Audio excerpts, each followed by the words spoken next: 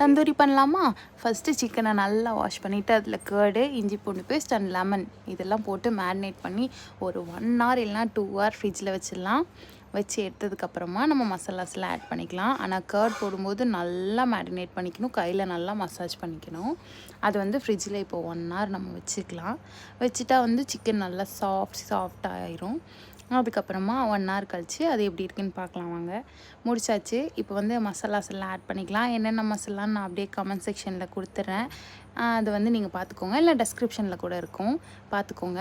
எங்களுக்கு தெரிஞ்ச மசாலாஸ் எல்லாம் ஆட் பண்ணிவிட்டு அப்புறம் தந்தூரி மசாலா ஆட் பண்ணி நல்லா வந்து மேரினேட் பண்ணிக்கலாம்.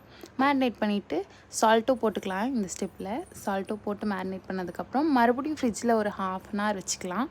வச்சுட்டா இன்னும் அந்த மசாலாஸ் எல்லாமே அதில் வந்து நல்லா அப்சர்வ் ஆயிரும்.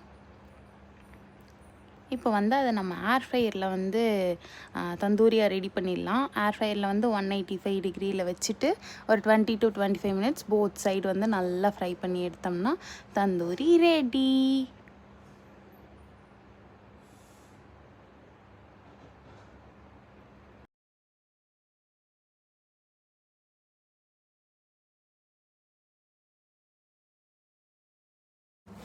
இப்போ வந்து ரெடி ஆயிடுச்சு.